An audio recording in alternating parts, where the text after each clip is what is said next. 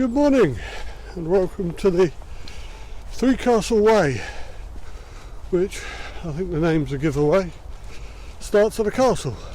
I'm starting at Winchester Castle and going to Windsor Castle via Odiham Castle. It's 62 miles and I'm doing it over 3 days. After leaving the castle, you take a pretty route down past the cathedral, through some of the older streets and off towards the River Itching, where you pick up the Itching Way. The GPX that I've got off the Long Distance Walkers Association has us following the Itching Way, but until about 1.5 miles in I don't see any signs for the Three Castle Way. And then I do see a rather snazzy sign, to be honest.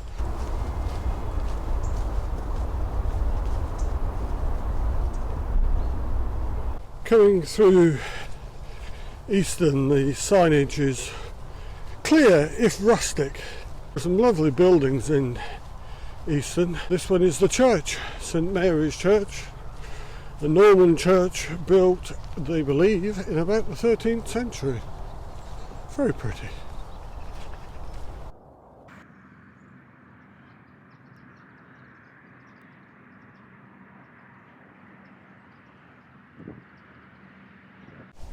After about 7 miles of walking, I'm finally on new path, Oxgrove Way.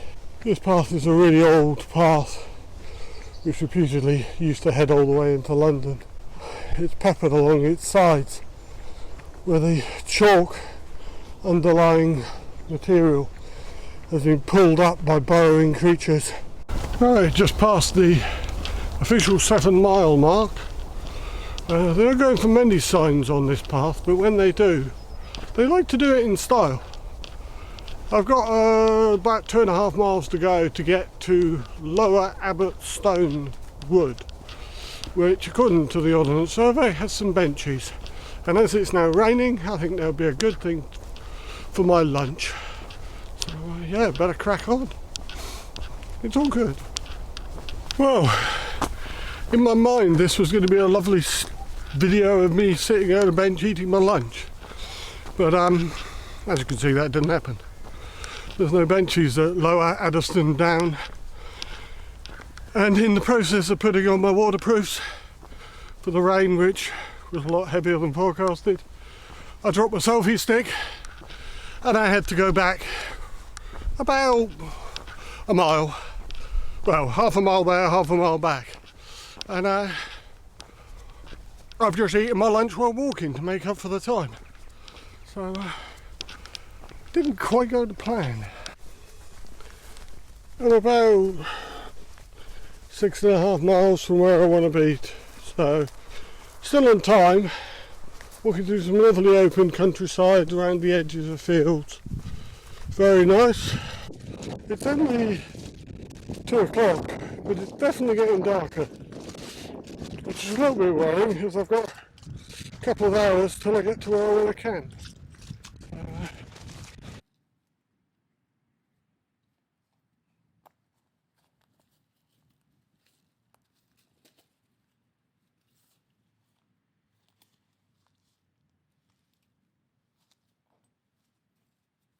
Right, well, I've got set up in the place I wanted to, and it's now time for some food.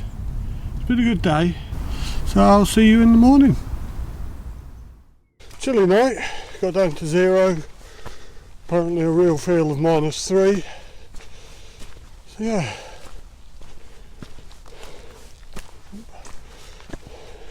Tonight's going to be even colder. But more worryingly, it's starting to get colder earlier tonight. Should be about 0 by 5 o'clock in the afternoon. But anyway, the morning is good. Cracking on. When they do signs, they like doing them properly.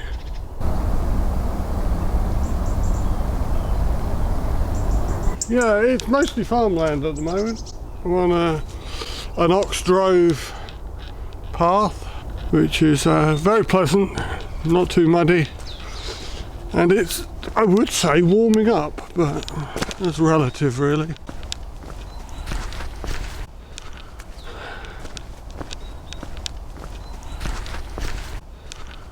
We are now at Odiham Castle. Unlike Windsor and Winchester, is non-operational. Yeah, I've done about 10 miles to get here. It's been a good morning, mostly country lanes, farmers' fields. It's quite frosty this morning, which has been good because all the mud is frozen.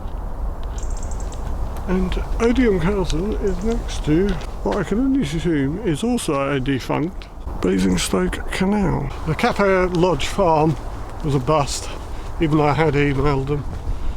But the Witcher at Odiham came trumps with a gourmet burger. But again, if it had been 10 minutes later, I wouldn't have got a table there. The canal at Odiham becomes navigable. I'm aware of the irony of saying this at a point where there's no boats. But as you turn away from the canal, you're back into little villages and lovely churches like this one, with very unusual wall restraints, I think they're called.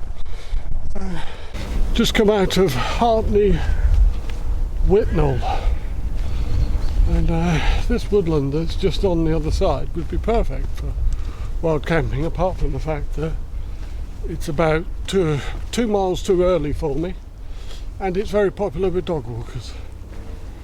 Don't be fooled by the sun. The temperature is dropping quite dramatically. It's very pretty and very quiet. Has to be said, I think the Ordnance Survey rather underplays the size of the path in Warren Heath. It's 4 o'clock. It's another 22-mile day, and I'm losing the light, so I thought I'd record this. I haven't even set up my bedding yet, but I'll do that in a minute. It won't take long. At least the tent's up. Yeah, been a good day. The frost really kept the mud down, which was nice. Lots of nice churches and things. Walking beside the canal was good as well. Really enjoyed that. This last bit up through the heath with the forestry track is probably my least favourite of today, but I found a nice place to camp. So I'll show you a picture of that, and I'll see you in the morning. Well, I decided on a very early start today. Got down to about -4 last night. And although I was toasty in my quilt, as soon as I got out, I realised that the best thing I could do was just pack up and go. So started off with headlight, but very quickly the sun's coming up and I'm walking through these lovely frosty fields.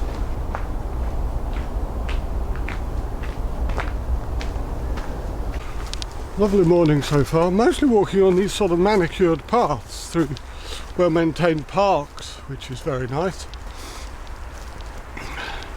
But there is a lot of quite paranoid dog walkers when they see a single bloke about. I can understand that, I've got dogs myself. Just thought I'd share with you, I've now got there's a rattle going on and I couldn't figure out what it was. It is actually the ice that's formed in my water bottle. So I think we could say it's still cold.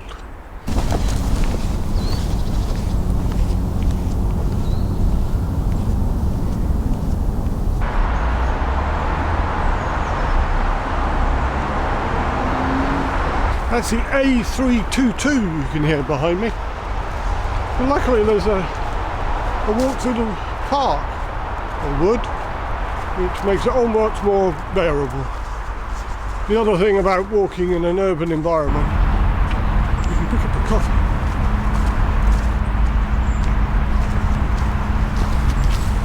Right, I'm on my way up to Englemere Pond now. Having just crossed over the road and the railway bridge, possibly the most dangerous bit of road walking I've had to do so far. Luckily it was only about 100 yards long. Walked out onto Ascot Heath, which actually goes across Ascot Racecourse. And this bit underneath the tarpaulin is actually on a train track which goes and fills in that gap over there when it's a race day. Now that's clever.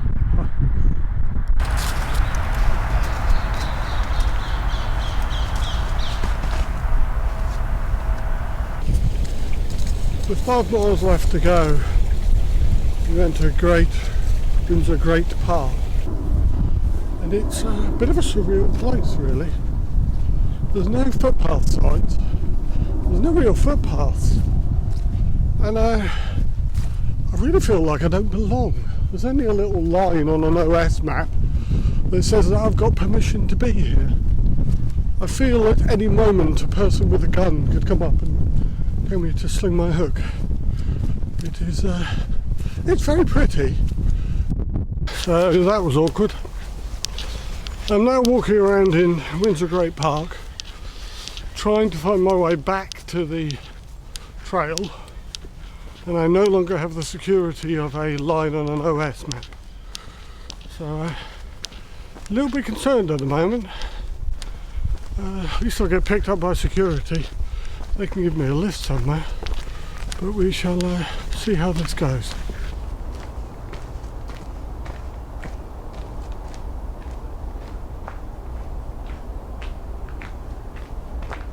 Okay, there's the statue I couldn't get to from the other side, and now I'm on the Long Walk, which is a dead straight path of about 2 miles going straight to Windsor Castle. Looks like I'm going to get lost on this one. This has been the Three Castles Way: Winchester, Odiham and now Windsor. 61 miles according to the guidebook, 69 miles according to Strava. Take your pick. It's not a route that is waymarked. There is no signage. Well, there are signage, it's pretty, but it's also pretty bloody useless. It's an easy route to follow though on the OS. Thoroughly recommend it. Not too strenuous. Perhaps do it in slightly more than 3 days, but yeah, it's an easy enough route. And it's very varied and enjoyable. So I'll leave you with a picture of Windsor Castle. Come back soon. Please like, please comment, please subscribe. And I'll be dropping another video in about a month or so's time. Till then, stay safe, and here's some more of those pretty useless signs.